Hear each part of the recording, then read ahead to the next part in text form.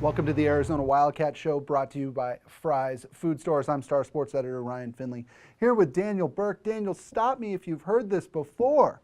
The Arizona Wildcats are still looking for a quarterback. We're about 2 weeks away from Arizona's season opener against UNLV.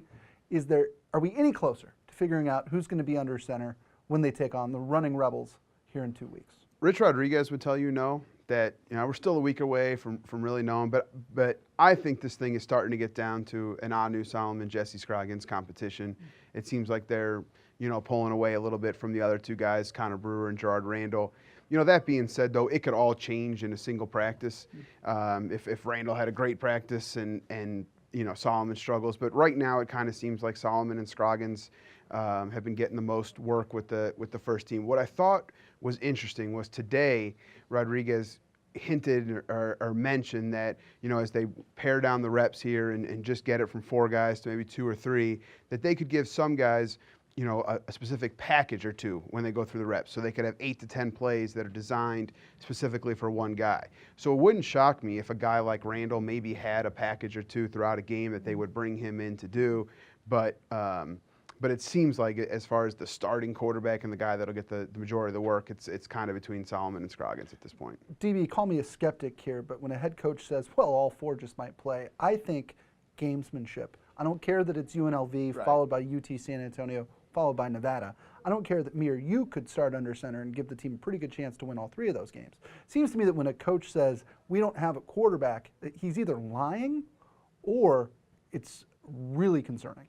Yeah, I think that's probably right, and I think it's probably maybe a mixture of both. I don't think he has the one guy yet. I don't think he's said Anu Solomon's my guy or Jesse Scroggins is my guy. I don't think he's there, but I think he's probably eliminated it, gotten down, like I said, it was 4. But I also do think it is a little concerning that they don't have a guy. And he mentioned today, last year at this time, they knew it was going to be BJ, but BJ hadn't proved it in games yet, so they didn't want to anoint him anything. This year, it's more of an actual competition, and whoever is 1, 2 is closer to 1 than last year. So, I do believe him when he says that there's an actual competition going, and he has not figured out who his one guy is going to be. This is the Arizona Wildcat Show, brought to you by Fry's Food Stores. Ryan Finley here with Daniel Burke. We're talking quarterbacks. Daniel, what does Anu Solomon bring to the table? If you were to just look at all these guys in pads, I'm not sure he would stand out physically. I'm not sure he's the tallest, fastest quarterback Arizona's ever had, but he must bring something to the table to be, sort of at the forefront right now. What does he do well? Well, physically, I do think he's in better shape and condition than he was last year. Like you said, he's still not going to blow you away when you see him in a uniform, but he can do more on the field because of that. He's not Gerard Randall as far as the speed goes, but he's shifty. He can make guys miss in the open field. He does have some athleticism to him, and he did that in high school. But I think the biggest thing that he brings, which is what B.J. Danker brought last year, is that he's really grasped this system. He knows where to go with the football the majority of times. The mistakes still happen, but not as much with the other guys, and he's maybe the steadiest of them. I think Scroggins and Randall have more wow moments in practice that we've been able to see, but then they also have the more moments too. So whereas I think Solomon is more just here and more solid.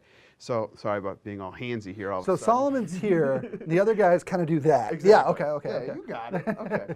So I think that's what he brings, and that's what BJ brought. And BJ at this point understood it, and then once he got into games and once that confidence got up, he started making plays like he did against Oregon and Boston College and USC and some other games. So I think that they maybe see that and feel like once they get Solomon into a couple games and he knocks off the rust, he can really start to, not rust I should say, but maybe just the nerves. Yeah, right. There you go. He can maybe start to make plays like BJ did. Right. DB, one more thing before we let you go here. Let's talk a little bit. More? Yeah, let's talk a little bit about Gerard Randall. Okay. He's a guy who I think the hype, if there is such thing as hype during the offseason, probably built more around him than around any other quarterback. You see his tape online, and certainly he looks incredible. He's a guy who passes the eye test, passes the measurables test, all of that.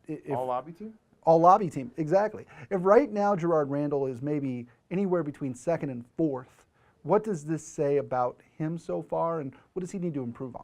You know what this says? This says that Rich Rodriguez's offensive system is a lot harder than he says it is, because every quarterback that comes in struggles to really grasp it, learn it. Sure. And that's where Randall is right now. You know, his problem right now is not a physical one, like you just mentioned. I mean, he has all the abilities. You know, he's, I think, just having a hard time grasping the system, and they're putting more and more offense in every day. So when you maybe get caught up, I feel like me writing an article. Whenever you think you get caught up, and then you got one more to do. And that's how I think Gerald Randall is. He gets caught up on the 5 plays they installed yesterday, but then he's got 5 more. And I think his head's just swimming. Whereas, you know, Solomon, even though he ran with the scouts last year, I mean, he still had a camp. He's had a spring. You know, I think he's just more, you know, accustomed with everything. Whereas I think the biggest problem with Randall right now is his head's swimming a little bit, and he's just, you know, he's overwhelmed. But he has the tools, and he could still be a guy that could make an impact. This time last year, I think we all knew Javell Allen and Jesse Scroggins and Nick Isham were not going to have a big impact on the year. They were going to win or lose with B.J. Denker. If Solomon's the first guy or Scroggins is the first guy and it doesn't work, they're going to be more, you know, confident to go to other guys. And that's when Randall could get his chance and be more comfortable with the offense. Great stuff as always, Daniel. For Daniel Burke, I'm Ryan Finley. This is the Arizona Wildcats Show, brought to you by Fry's Food Stores. Join us next week when we'll talk about, we'll probably just talk about the quarterbacks again, huh? And Rick Neuheisel? And Rick Neuheisel. We'll How talk much about, he loves fries? We'll talk about Rick Neuheisel. So for next week, I will bring my guitar. I will make up a song about Rich Rodriguez, and you can pretend I'm Rick Neuheisel. And we can talk more Grateful Dead. More Grateful Dead. Okay. It's going to be great. All right, we'll see you next time from the Arizona Wildcats Show. Try this matchup. Low prices and faster checkout. You can count on it at Fry's.